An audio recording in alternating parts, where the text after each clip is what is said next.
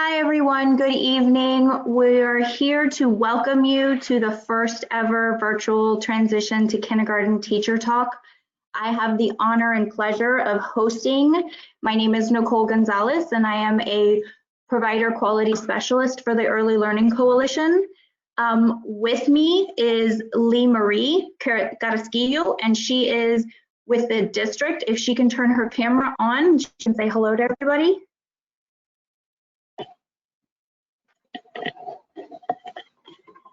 All right, so the goal for tonight is to give you some tips and hints so that we can help to make this transition more of a smoother one, so that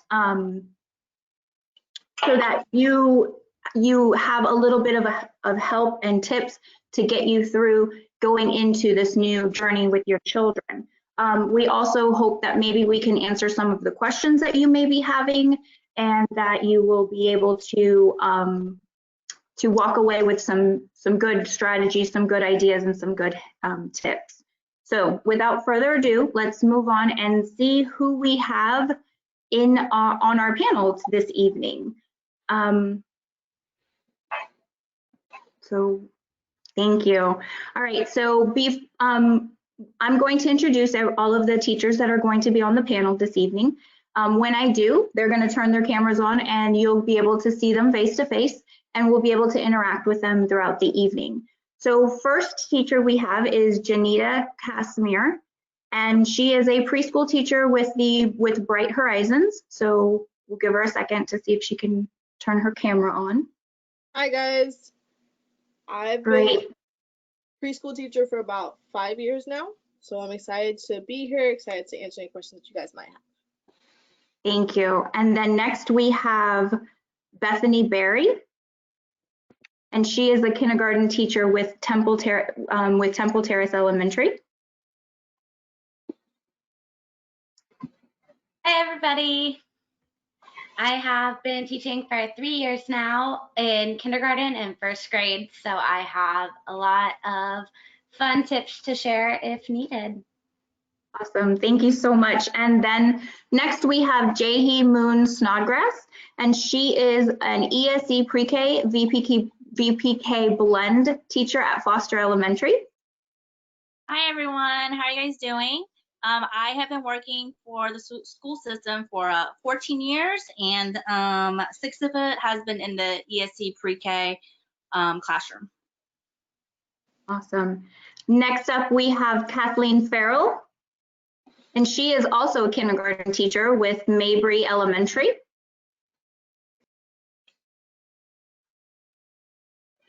Hi there. Apparently I'm the old lady in this panel.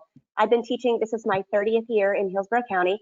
I began my teaching career for 4 years in the public school pre-K program at West Camp Elementary, and I'm currently at Mabry. Thank you. And I'm not quite sure, but we do have a fifth panelist, I'm sorry, that's going to be with us. Her name is Pamela Mills. She's having some technical difficulties. So as soon as we can get her on, we're going to have her camera on. But she is a VPK teacher with Children's Nest Day School, Jackson Springs in Town and Country. So we have a plethora of great, wonderful resources to tap into this evening. So let's get started. But before we do that, before we change the page, I want to put out a poll really quickly just to kind of see who we have in our audience this evening. So if we can launch that first poll, that gives us the question of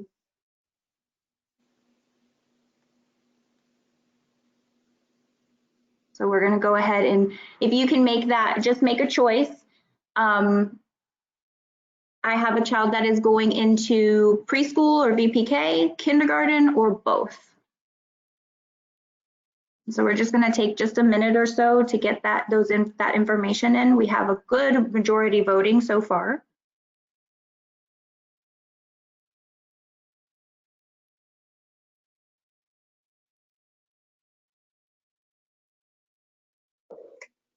Okay. Still have some votes coming in, but it looks like the majority, and looks like the majority is kindergarten. I'm going to go ahead and give you about 5 more seconds to make your selections. If you don't get a chance, no worries. Okay, so I'm going to go ahead and share what we have. So it looks like the majority of our panel or our audience tonight are families that have children who are going into kindergarten, which is awesome. And then we kind of have a split where we have some families going into preschool and VPK, and then some families who have both. So wow, so welcome this evening. Thank you so much for being here. And we're going to go ahead and get started with our poll or our next slide. Give us 1 second. Sorry, we have some technical difficulties. Awesome.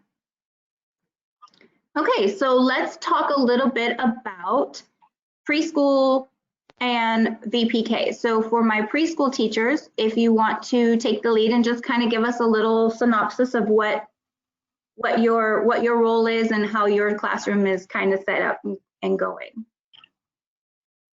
Anyone go first, or I'll go Yeah, first? go ahead, because we have Miss Pamela, she's having some technical difficulties. So go ahead, Jeanette. So basically, within the 3s and 4s classroom, it's almost like a transition between the 2s classroom and the VPK classroom. We're responsible for a lot of their independent skills, working with social emotional, working with letter recognition, letter sounds and stuff like that. So basically building the fundamentals for when our kids move up to VPK to then get prepared to go on to kindergarten. And then when we're talking VPK, it's just almost sort of just like, and Janita, you can help me out with this. It's almost just like a preschool class. It's just got a little bit more structure, a little bit more of a classroom schedule and whatnot. So we can touch on that. Get prepared for what their kindergarten experience is going to be looking like. There's more structure. They have homework, different assessments and stuff that they go through without the year, just to kind of get them in that feel for when they go off to school and they're ready for it. Okay, perfect. And then we have our kindergarten teachers. So, and Jahi, you are actually, I'm so sorry, I totally missed you. In your classroom, what does that kind of look like for you? Because you are kind of a blend. You have a blend of pre-K and VPK. So go ahead, take that away. So in my class, we just recently started the blended model about 2, maybe 3 years ago. It's new, it's still sort of new at my school, still trying to work out all the kinks.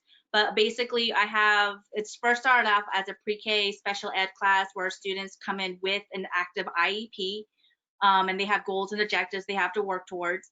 And then also a couple years ago, we try to get those kids ready to transition into kindergarten because they do come in developmentally delayed.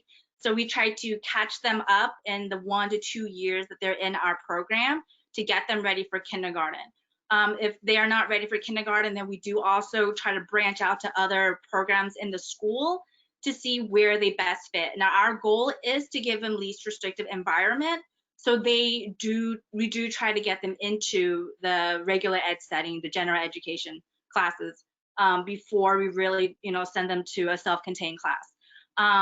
Now, then came along VPK, and so now we have our what we call maybe typical peer age students also working with our we have them work together and to so that our ESE pre-K students and then our VPK students can then work together, maybe to help them up a little bit to see what it is to be working with typical age students.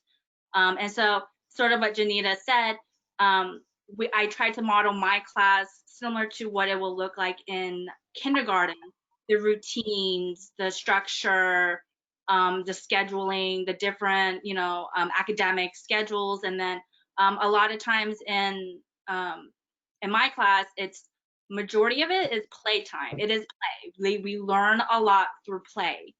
I do academics, but everything is through play. So it's the very important to have in our class, which, unfortunately don't really get that a lot in kindergarten. So we still let them play because, they are still little.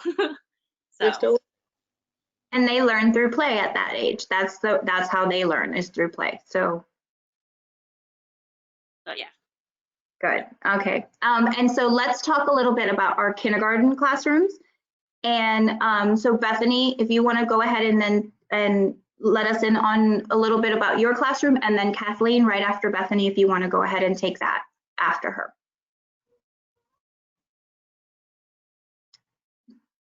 Oh, we're having some, hold on one second. We're having some audio issues with you. Let's see.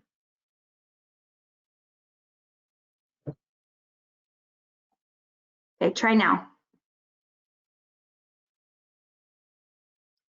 Can't hear you. Kathleen, you want to go, and then we'll see if Bethany can pop in. Okay, can you hear me? So I do a lot of hands-on learning. Okay. What I'll do is I guess I will just try and address Is that better? what. I'm No. sorry, you can hear me? Hold on, I'm sorry. Our audio, I guess with the storm, our audio is got a little bit of interference. So Bethany's talking, now it's catching up to her. So hold on one second, Bethany. Let Kathleen go, and then we'll get you going. Okay, so sorry. Go ahead, Kathleen. Okay, welcome everyone. Kindergarten is a very big transition from preschool. You know, you basically come from the VPK setting to the big kid school, the big time. Our goal is to really lay a solid foundation for the rest of their education. You know, we look at their foundational skills. We want them to come in knowing as many letters as they can. We're going to work on letters and sounds and phonemic awareness, concepts of print, you know, along mathematically, we're going to even, it sounds crazy in kindergarten, but number and algebraic concepts in kindergarten. That's something that the children really do, and they can understand it.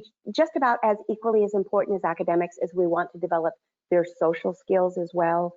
We want to make sure that they are, you know, interacting appropriately with their peers, that they're learning how to take turns, or just not say learning, but continuing to, you know, work on those skills, to, you know, respect their friends, you know, and anything along those lines are, you know, what we are trying to accomplish.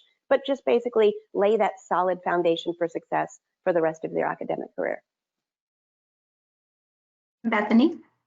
All right, can you hear me? Yes. Okay, perfect. So just going off of what Kathleen says, I love to keep that play-based learning model and a lot of hands-on learning, because these children are coming in, they are still 4, just turned 5, they are on the younger side. They need that hands-on manipulatives to be able to fully understand some of the concepts that we do teach. Like Kathleen said, we do algebraic, like we're going into addition and subtraction.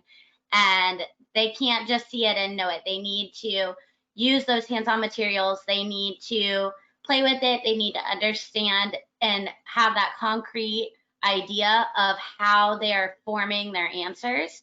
So I love to keep that hands-on and play-based model in my classroom, so that way our students are still getting what they need developmentally, but everything is appropriate in the classroom for what they're learning. Awesome. Thank you guys for taking that time. So let's move on. Let's move on to the next slide and see what we have. Nikki, hi everybody. Yes. I'm the questions girl. Before we go on to that, do they want to, there is a question about how you guys handle one-on-one in small groups. If you guys just want to address that before we move on. Is it directed towards a certain age group, or is it just a general question? It is a general question. Okay, so why don't we start from pre-K and then move to kindergarten? Will that work? So Casimir, I know you as Casimir, I'm sorry. I'm gonna go ahead and start, you can start off, and then on my screen I have Casimir, then we'll do Jahi, Bethany, and then Kathleen, okay? Personally, the way that I like to structure the classroom when it comes to small groups, I divide it into different stations. So I'll set up different activities that are more child-driven, and I walk around and actually work with the children on a need basis. However, if I do realize there's some of my children that are developmentally delayed, or If they have a little bit more trouble on a specific concept, I will actually make time within the day to actually sit down with them while the kids are playing or just doing other things in the classroom. Because it's important to make sure that we have our attention on all of our children, not just our kids that excel on numerous levels, but the kids that need that extra attention, that we make that time, make that a priority for them. And also I communicate with their parents as well. Whatever we're doing in the classroom, if they can do it at home as well, that reinforces that practice with them, and they gain that experience. So I think that's probably the best way that I've been going about it within the classroom, rotating different areas and working with them on one-on-one as needed. Okay, Jahi? In my class, my first thing is I do whole group instructions, introduce the kids to the concept, the idea that what we're learning. And then after that, I break out into small groups. In my classroom, I'm very lucky to have 2 paraprofessionals with me that also do work with the students. So I'm able to break down the whole group instruction into small group instruction afterwards. And then each of us have our own group of students that we work with. Sometimes I'll do it based on maybe ability, or by if it's a BPK group that might need a little bit higher. Some of my students do need, I modify the curriculum as I go along to see who needs what. And then from there, if I see that another student is struggling or doesn't understand the concept, then probably during when we do center times, I might pull that kid one-on-one and try a whole different way of introducing, like if it comes to numbers, definitely a lot we could do in play. Same thing with literacy as well. So I try to throw myself into centers and everything that they play with and try to see how else they can learn, because they all learn differently. So 100% true. And then Bethany. I do something super similar to Jahi, where I start out with the whole group model, and then I move into centers that are based on what we are learning, and then pull small groups. Unlike Jahi, I only have 1 paraprofessional, and she is usually only in my room for about 30 minutes during the day. So I love to grab her during that small group time, so that way she can pull a group, I can pull a group, and the rest of my students will be at a center that is based on what we are learning for the week. And I do a lot of ability grouping based on assessments throughout the week, whether it's informal or formal, just kind of see where our friends are at, and I will pull them based on that, so that way we can kind of get a better understanding of what we're learning. But then I can also change it up a little bit if they need more of a hands-on versus a visual, or more of an auditory learning style. I can kind of switch up what I need to do in order for the student to learn best. Kathleen? Probably the time of day where I most utilize small group instruction would be during my literacy block. You know, we of course blend whole group and small group instruction as well, but there's a structure that we've used for a number of years called the Daily 5. And that's largely where we administer assessments, we figure out where they are with letters and sounds and reading and sight words, and pull children together that are on a similar learning path at that time. Now, other children may be on the computer working on iReady, which is a computer program that customizes their individual learning plan. Perhaps they're listening to stories on CD, filling out written responses. They could be working on word. There's a number of other activities that they could be doing in small groups as well. And to a lesser extent, I also pull mathematical small groups for children that generally need extra support and extra practice. Okay, perfect. So we have a lot of questions coming in. So before we want to go into that, let's go to the next slide. We were going to give some tips and hints about certain areas of the day, the school day and whatnot, and even just certain areas and topics that maybe you can start doing with your children now before they actually start going to school, whether it be online, virtual, which is online, or the brick and mortar option. So how can I help my child with, and the first thing we're going to talk about is a little bit of health and safety. So basically, we're just touching on different things. We're not trying to go in too specific because each school is different, each procedure, each classroom has different procedures and whatnot. So what I'm going to do is I'm going to turn it over to you guys. You can, once again, we'll switch it up a little bit, and we'll start with Kathleen, and we'll go Kathleen, Bethany, Jahi, and then we'll end with Casimir. Just give us just a little bit of tips or something that you would want your parents to know regarding health and safety. And we're just going to spend a few minutes on that. Okay, Kathleen? I think the number one message that we need to get out is that Hillsborough County has decided that masks are mandatory for students, for the protection of, each of the students and each of the staff. It is unrealistic to expect your child to take out their mask on the very first day and be able to wear it for extended amounts of time. So I do suggest during this next 3 weeks or so until school begins, build up that mask wearing endurance. Have them wear a mask the entire time while watching a video or the entire time we're doing some kind of an extended task, because we really want them to wear that mask as continuously as possible. And I know sometimes we will take it off for lunch or when you can socially distance or things along those lines, but we want them to be able to wear it for an extended amount of time as best as they can. So just don't wait until the day before school. Practice it now, please. Okay, Bethany? My biggest thing is hand washing. We a lot of times spend about the first week or two just, those constant reminders. You use the bathroom, let's go wash our hands. We're going to lunch, let's wash our hands. And just have that become an everyday habit, washing your hands for 20 seconds. My kids in my class sing Twinkle Twinkle Little Star while they wash their hands. We emphasize getting those hands super soapy and bubbly before they start to wash it off. So if you can practice that at home, they only need 1 pump of soap. They don't need 18 because this is how we run out. Hand sanitizer, same way. Only need 1 pump. We don't need to just keep going on it. But if you can practice that and make that an everyday habit after the bathroom, before we eat, when you walk in the classroom, it'll make things run a lot smoother in the classroom when it comes to the constant hand washing and sanitizing during the day. Okay, Jahi? I would say probably keep the hands away from the face.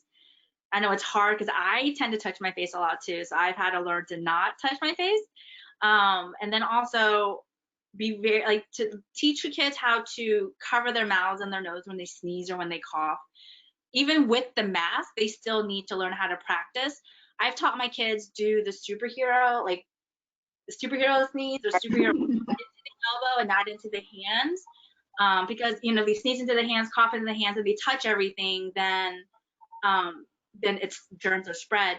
And then they need to also remember if I sneeze in some hands or cough, I need to wash my hands or use hand sanitizer immediately and not just wait around and touch everything else along the way. And Ms. Casimir? I think everyone else basically touched upon points. But basically making sure they're washing it, making sure that they're not touching their face. Like Bethany was saying, Jahi was saying, doing the vampire sneeze. Basically keep germs away from the hands and spreading it everywhere else. But basically having those conversations, explaining to them why it's important for us to keep germs away, especially in the classroom. One thing that we did in the classroom, we did the Olipop experiment, which Olipop is a little bit more familiar with Bright Horizons. However, one of the experiences, we took bread, sliced bread, and we did an experiment where we had one where we were washing hands and one where we weren't washing hands. And then we observed exactly what happens to the bread, and that kind of simulated what happens when we have germs spreading throughout the classroom. So definitely when we explained it in those terms, the kids understood, hey, we need to go wash our hands. But especially making those reminders, if you do sneeze into your hands, to wash with soap. If you have any toys or something that you sneeze on, to bring it to the teacher. That way we can make sure it's clean so everyone can wear them or use them. Awesome. Thank you guys so much. Our next topic that we wanted to touch on a little bit, Jamie? was social and emotional skills. And that's a big topic, a big hot button right now. So if you guys have anything to add, I'm going to start with Jahi this time, and then we'll go Jahi, Bethany, Kathleen, and Casimir. Okay, so I think one of the big thing about, so a lot of my students are still learning about how to work with the social and emotional skills. I mean, they are coming in, they are still young, little. This may be their first year of experience of school. So I would say the biggest thing is, there's a couple things, is follow simple rules. That's important. Follow directions, 1 to 2 step directions, and then also I'm using kind words. We don't want any of our kids to be mean to each other. We all need to be here. You know, we're all in this room together. We're one big family. So in our classroom, I make my kids, or all my students are my kids, and we're all family in my room.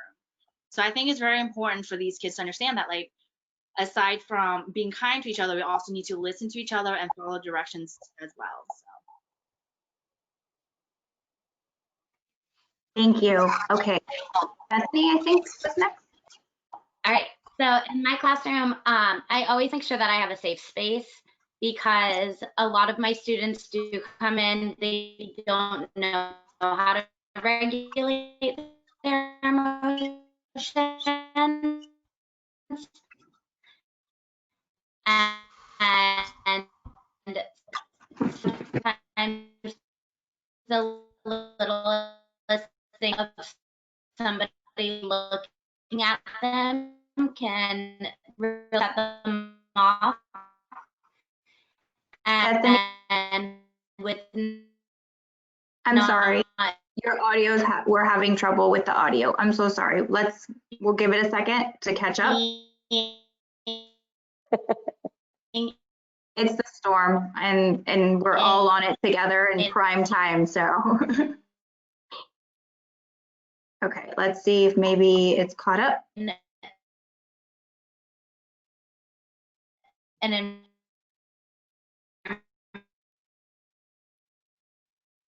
right now, It's still going.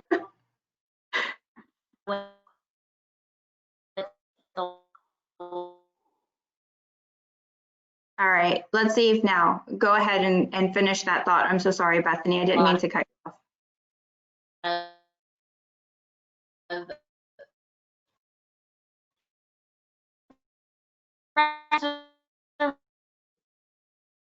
We're having some technical difficulty. I'm so sorry. We'll move on to Kathleen. And a lot of Okay, am I ready? I think we're good. I'm so sorry. I think as far as social, when something overwhelming is happening to them. So I always make sure that I personally have a safe space where my kids can go. I teach them constant discipline strategies for breathing. Can you hear me? Is it going out again? Okay, I think Kathleen, go ahead. We'll let you go, and then Casimir can finish up really quickly. I'm so sorry. I think in relation to kindergarten, it's very important that socially the children are understanding that they're not the center of everything. You know, we can only have one line leader at a time. We can only have one. We can only have one student of the week at a time. You know, it takes a little bit of patience and in recognizing that, you know, turn taking is very, very difficult for young children, but that's something that we work on with them a lot. Something else that I think is important is getting to the point where you can wait your turn to speak. So, you know, when you're working with your children at home and you're having a dialogue with them, and if they do come forward and interrupt you, you know, give them the hand, just when I'm finished, then you will have the opportunity to communicate your thoughts, because that's something that we encounter constantly in early childhood. And it's something that everyone's working towards. I know as an adult, I have that issue often as well, but that's something to do at home. Try and stop your children saying, wait, I will let you know, now you can share your thoughts. Okay, Casimir? I agree with that 100%, Kathleen. In the preschool setting, social emotional is actually one of my favorite areas to work with, just because children themselves have to learn how to be able to regulate their emotions. As they're learning, as they're growing, they're going to run into different scenarios where lessons are going to be challenging for them. And if they don't necessarily understand how to regulate those emotions, they're going to get frustrated. 9 times out of 10, they're going to want to give up. So for me, helping them learn how to breathe, how to calm themselves down, those are very important skills that we work on within the preschool setting. But also, I think pertaining to the new school year changes, they were abruptly taken away from their school year before. So when they return, a lot of their peers that were in their classes before are no longer there. Some of their teachers are no longer there. So having those conversations with them about what's going on and how they feel about things, kind of calming those nerves as they return back to school, I think is also very important. And like Kathleen was saying, especially working with them at home on that, taking turns, not only just in the social aspect, but when speaking to adults, speaking to peers, being able to listen to each other and actually understand or hear the thoughts that other people are saying. Because a lot of times you have some situations where children, they hear what you're saying, but it's not processing because they're quick to actually get their response out. So teaching them how to take turns in conversation is very important as well. Perfect. Thank you so much. Again, Bethany, I apologize. I think our connection's a little slow and with the storm and everything. So if that happens again, if you want to put it in chat for me, and I'll go ahead and relay what you were saying before.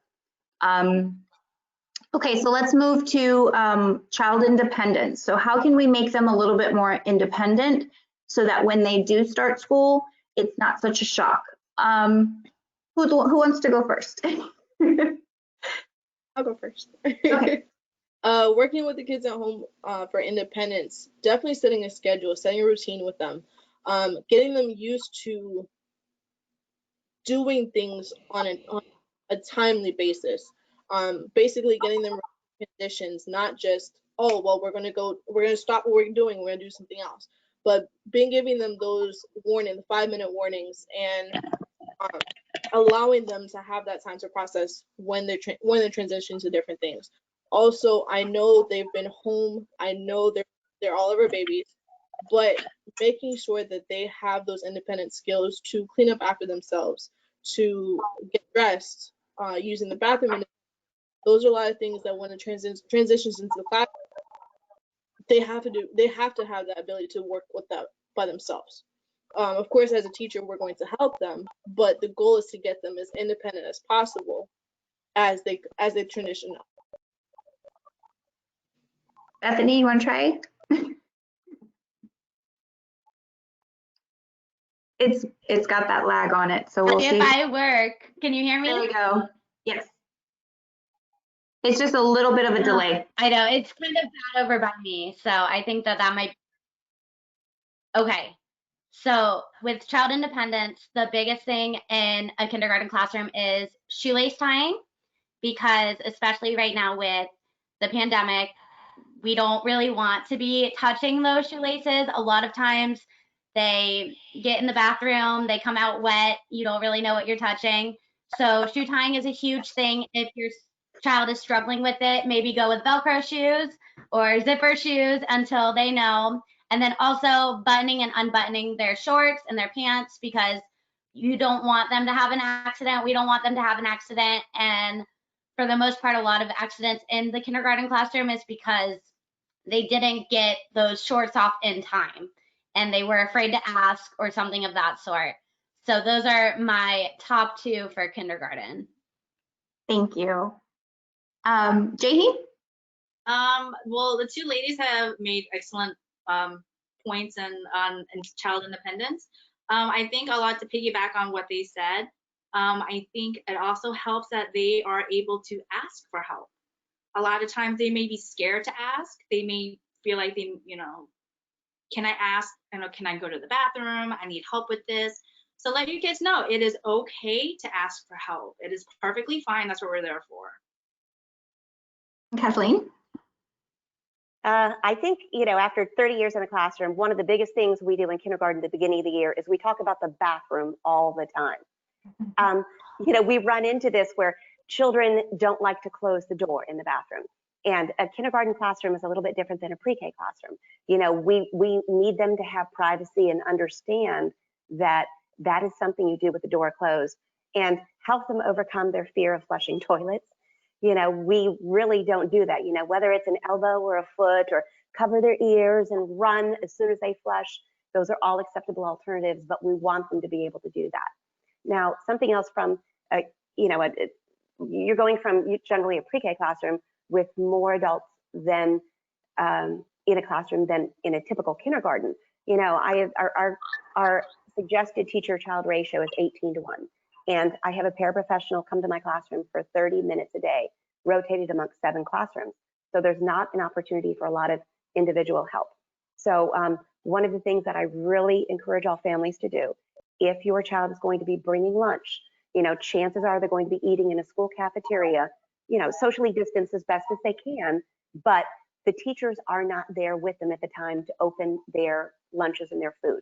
There usually are cafeteria attendants that come in and they will help them, but anything you can do to help them be more independent in opening their food is great. Instead of sending a water bottle, send a thermos that they can just pop up. Instead of a Lunchable, put that food in a Ziploc bag that they can open up. Teach them how to open a juice box before they come to kindergarten, anything along those lines, because, as I kind of mentioned, that's my teacher lunchtime. I'll be with them maybe for the first week, and there's other people to help them, but there's also likely 100 other kindergartners in the cafeteria around the same time. So any independence they have in regards to eating is going to spend less time with their hands in the air, waving it, waiting for somebody to come by with a pair of scissors and, open up a little snack or something like that. So teach them where the little pulls are on the lunches, anything along those lines. And we'll take care of teaching them how to open milk cartons. Don't worry, that's a school teacher's job. But if you're bringing a lunchbox, try and teach them how to open it independently. Oh, can I mention one more thing? Sure. We're also envisioning when we return to campus, families are likely not going to have the flexibility of walking their children into the classrooms. Have them practice carrying their own backpack and their lunchbox, because likely there's going to be somebody walking them to their class. And so often kindergartners, they're trying to drag their backpack along the sidewalk. Put it on your back. This is how you do it. Here's your lunchbox. This is how you carry it, because that's a skill that they're really kind of going to need from the first day. So now I'm done. And to piggyback off of what you were saying, Kathleen, we mentioned earlier that this is, and I think Bethany or Jahi mentioned earlier that it is a family. This is your school family. So get them acclimated to the fact that, yes, there are going to be some people who you see every day and they'll help you to walk back to your class, but have those conversations now that there are some new faces that you'll have to learn how, but you can trust them that this is your school family and these are your resources while you're at school as well. Awesome. Thank you so much, guys.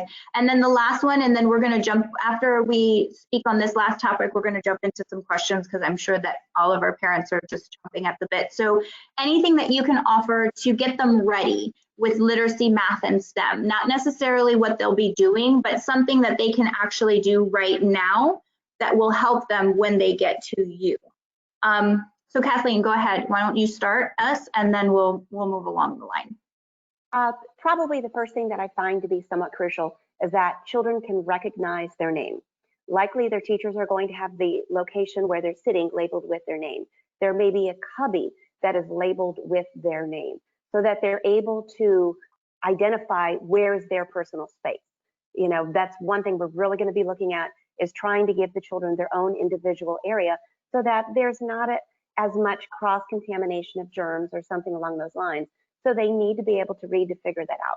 And also, please work with them on writing their name correctly. First letter capital, the rest lowercase. We'll work on those other skills, but that's just the first two that jump at me. Casper, you want to go ahead? Sure. One of the biggest things I think helped a lot with literacy at my level, teaching the kids about lines, teaching them about straight about curved lines, because when you think about letters all come from straight lines and curved lines. So having that even not necessarily the ability to physically write it, but being able to identify it definitely helps learning the process later down the line. But counting with the home, any opportunity that you have at home to incorporate math, take it. Whether it's counting the shoelaces on their shoes, counting the cookies, anything of those and that sort will help them as far as learning how to count and also learning how to identify the different numbers and connecting them with the values of the actual physical number and the amount. So I think those are some of the best things that would help build their foundation. And then Jahi, you could piggyback off of what Casimir said. So I think it's really important is to read to your kids, because they can pick up everything and anything, literacy, math, science, social studies, everything from reading. Read a story and then ask them a simple question. Who jumped over the candlestick, and what went under the table, and how many cats do you see in this page? You can ask them any kind of questions. It's important that they can actually sit and stay focused when you're reading to them. Yeah. Because we do a lot of reading in my class. I probably do 3 or 4 books a day. That's in the lessons. So it's also very important that they are able to sit and complete an activity as well. Maybe if it's only for like 3 to 5 minutes, set a timer. All right, so you did this for 3 minutes. Let's see if you can do it for 4 minutes now. Let's see if you can do it for 5 minutes now. Just so they get used to having to be in a room, in a classroom, sitting down, those kinds of stuff. All right, thank you, Jahi. Bethany? Hold on, let's wait for it to catch up. All right, so hear my last more. Try it now, see if it'll do it now.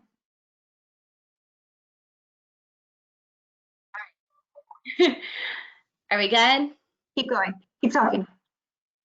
All right. Perfect. So bouncing off of what Kathleen said with knowing your first name, knowing how to write it, knowing how to identify it, also knowing your last name, because we can walk into a situation where there's 3 different Rachels in a class and they'll just walk up to somebody and say, well, I'm Rachel, and you don't know who the kid belongs to, where they should be. So knowing their last name is just as important as being able to identify that first name. And then also with what Jahi was saying, practice reading at home, asking those questions, and even practice making a list, grocery shopping. This is all the things that we're going to get today. Can you help me find them when we go to the store? Get that environmental print going in their head. They can identify those words, and it'll make things a lot easier for them in the classroom. Thank you. Kathleen? I just wanted to add on one other idea that I had, is that once your child transitions to public school, they will be given a lunch number, a student number. So it helps if they can identify the numbers 0 through 9. Now, we don't expect them to memorize the number initially. All of my students have a name tag with their student number on it. But when it comes to, going through the lunch line or checking out library books, this is a number that's going to be linked to them for a while. And it helps if they can just say, this is a 7, this is a 3, this is a 2, even if it takes them a while to, recall what those numbers are, to make sure we're working on number recognition at this point for the purpose of lunches and things along those lines. Okay, perfect. Yes, and that is a big thing. Their student number is knowing that, especially coming from being a kindergarten teacher, knowing that number is very important. So I know that we've come to the point where all the parents, I think, have been waiting for. So it's the questions. So our workers behind the curtain have been kind of gathering the questions. So let's see what we have, if we do have any questions for you guys.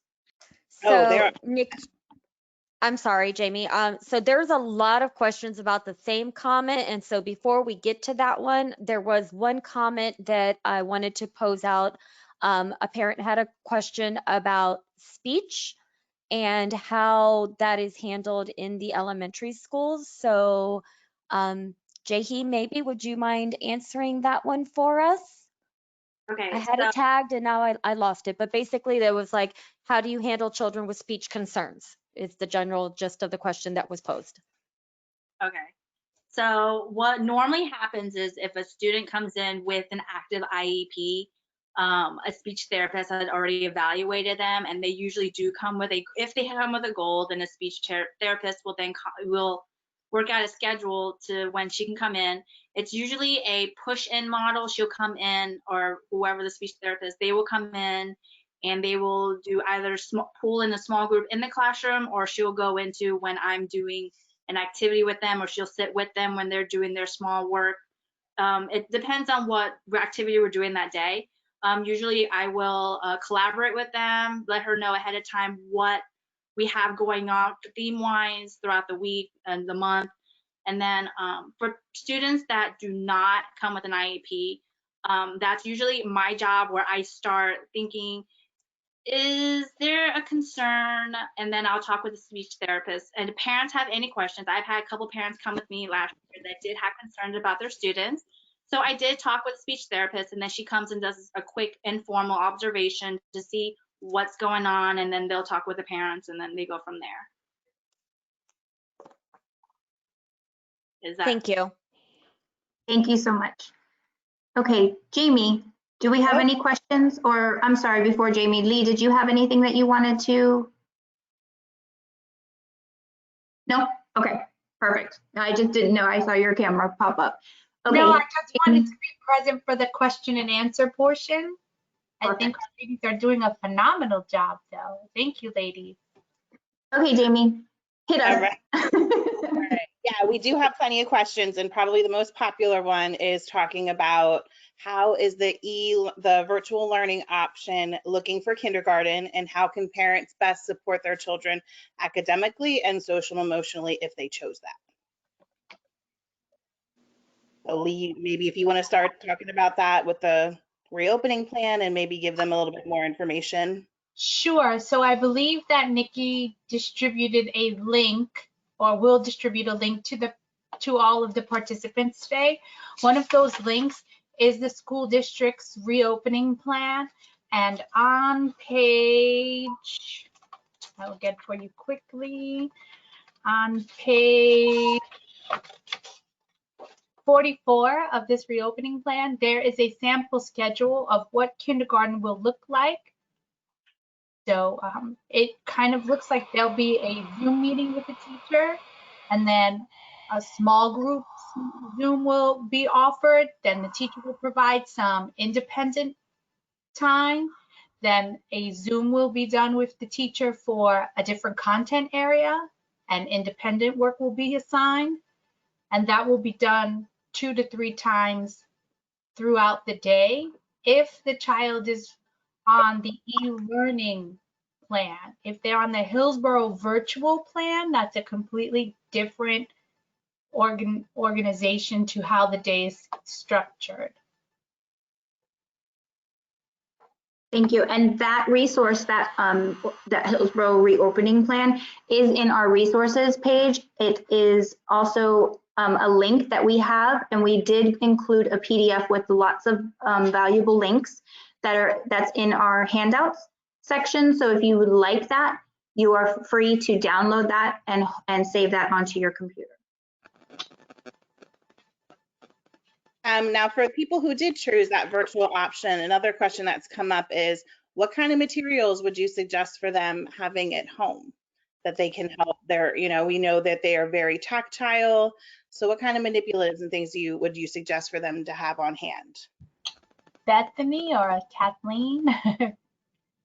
And, the problem is our district is still in a transition phase right now and trying to determine what is in the best interest of teachers and students. So we're a little unclear.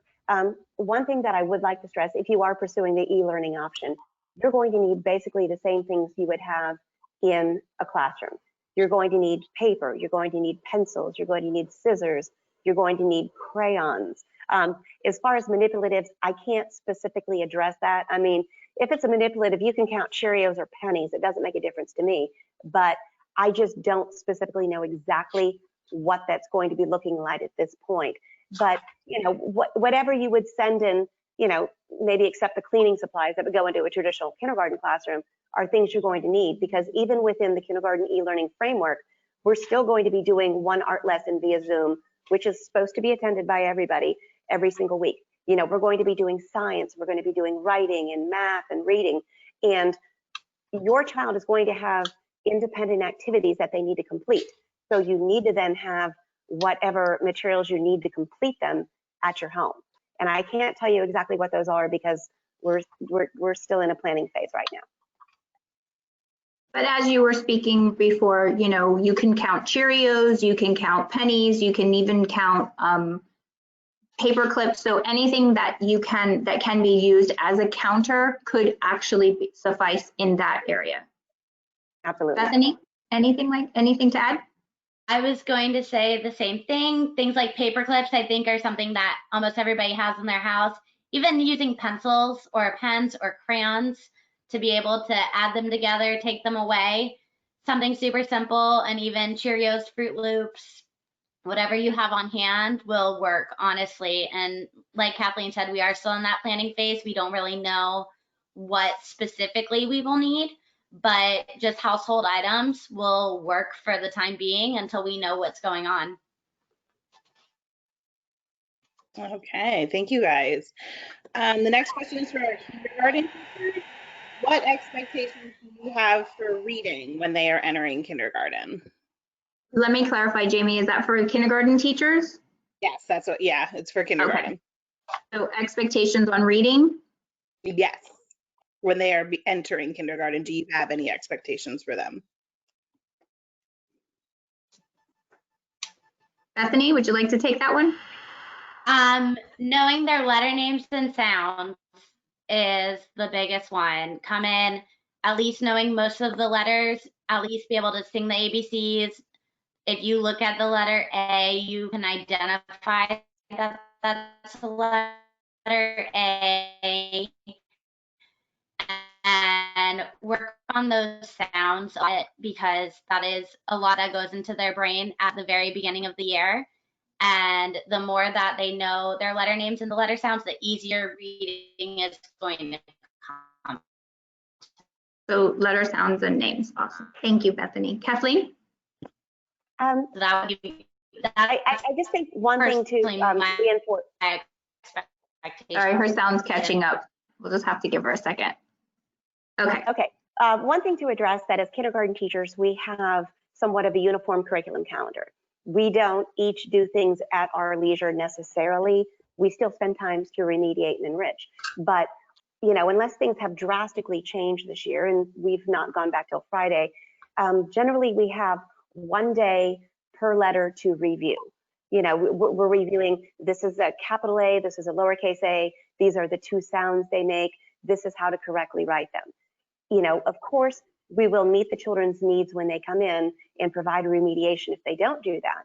But typically, kindergarten is a review of those skills. Like I said, it's one day per letter, and then we move on. So anything you can do to help have your children reach that in the next 3 weeks. If you do an assessment and, there's, things like a B and a D, I understand. The P's and Q's, they're interchangeable, but help them, little flashcards, especially lowercase letters, and try and see what you can do to help build those skills before we go into school, so that when we come time for the review, they have a fairly good idea of what's happening.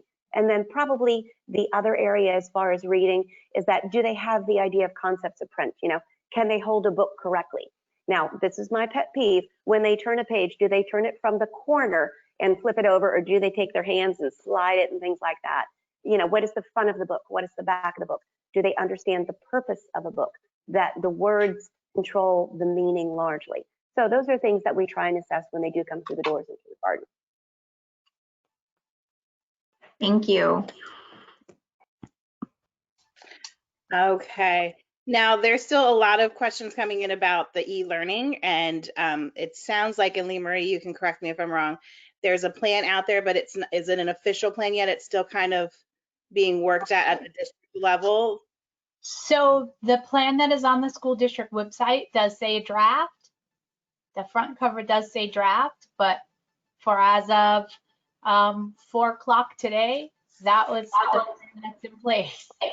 So that plan on page 44 will give them a sample schedule of what the e-learning schedule looks like. It will also give them some basic expectations of what the e-learning schedule looks like, and maybe what the workload looks like, and how the day will be scheduled.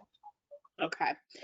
And if you guys weren't aware, in the handout section, which is one of the sections on your little control panel, we do have a handout that has links, and one of the links that is on there is to the reopening document that Lee Marie is talking about. And if there's also a story on here about my teacher wears a mask, so you can even show that to your children to help them get to get used to seeing teachers in masks.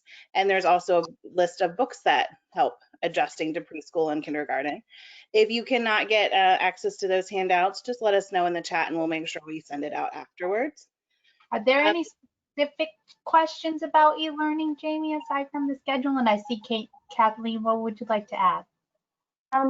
I just wanted to, clear up something. Last spring, if any of you had children that participated in our spring e-learning experience, it wasn't as structured, nearly as structured as it will be in the fall. Now, there is an expectation, if you're selecting e-learning as your option, that you need to log your child on multiple times throughout the day. It's not really optional. They're taking attendance. We need to make sure that those students are logging on for our whole group reading lesson. Are they logging on for our whole group math lesson? Periodically there'll be a teacher directed PE one day a week. There will be an art. We do maybe it's 1 or 2 whole group writing lessons, but then the families need to do independent, to help facilitate the child with independent writing lessons the other day. So it's not a question of just saying, I'm just going to log on once and I've completed my work for the day. From what I understand at this point, we will be taking attendance during each of those Zoom sessions. And the day does begin, from what I've seen, at 7:40 in the morning. That will be the first lesson. So, you need to make sure that you have the flexibility to ensure that your child will have support to log on during those times. Now, there's other options that don't require that, but for the purpose of e-learning, it's basically a classroom day via distance learning. When I teach reading, your child needs to be there to watch reading. When I teach math, your child needs to log on to do math. So there is a very, very specific time constraint upon that, and I just want to make sure everybody understands that. I hate to cut this short, but our time has come to an end. We have about a minute left, so I did want to thank you all very much for taking time out of your evening to be with us tonight, to share your expertise, to share your words of wisdom and your strategies and tips and hints. I can't say thank you enough. I hope that we were able to answer some of your questions. I know there's a lot of questions that you may still have. And I hope I'm not remiss by saying, if you do still have those, maybe reach out to your schools directly that you will be attending, and see if maybe they can actually answer those questions for you.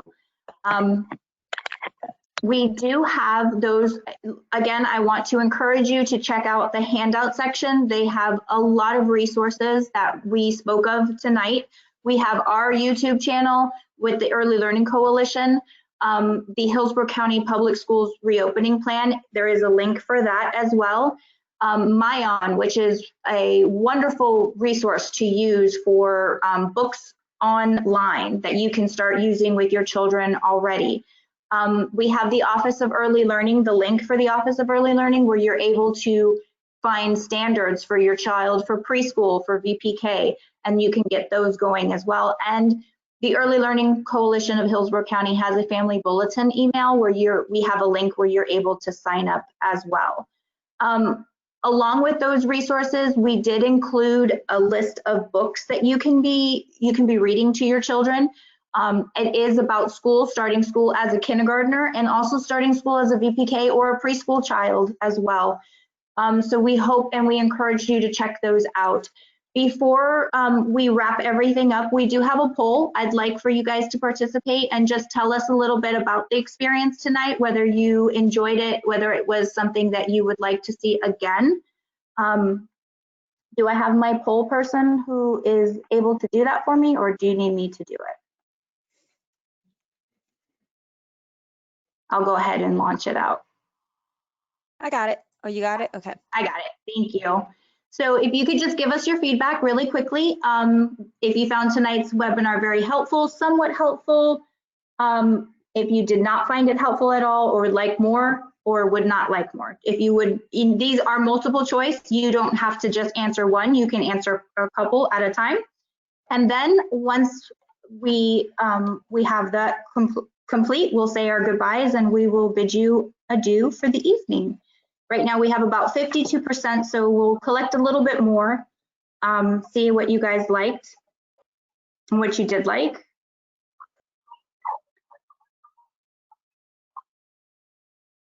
Awesome. All right, I'm going to close it out in about 5 seconds. So if you haven't yet answered and you would like to, please do so now. All right, closing down in about 5, 4, 3, 2, and 1. And it looks like you guys found it very helpful and that you would like some more. So that is awesome. So we will go ahead and we'll try to get that going with you guys and try to, yes. I'm sorry. That's okay. To the school district staff, are you guys aware of any cease and desist on AGP testing for children once they start school? Any gifted services not being tested once they're in school to determine if the child, okay, I just wanted to make sure that I did not answer incorrectly, but all right, thank you. It was a concern. It's a concern in the chat. So I just wanted to make sure that if the child does begin school and there is some advanced skills and academics, that AGP testing is still available for parents and students who are potentially advanced. Kindergarten students are not serviced by AGP in Hillsborough County Schools, to the best of my knowledge. Those services begin in first grade. They were at my school when I taught kindergarten, so it might be a site decision unless that is changed as a district, but they were serviced at my school when I was in the kindergarten classroom, so. Okay. All right, well, thank you again. I want to extend my heartfelt thanks to everyone. We're going to go ahead and wrap this up. Have a wonderful evening and be looking out for our next one. We'll probably be having it towards the middle of the school year. So thank you again. Bye. Thank you for joining us. Thank See you in you. 3 weeks. Bye.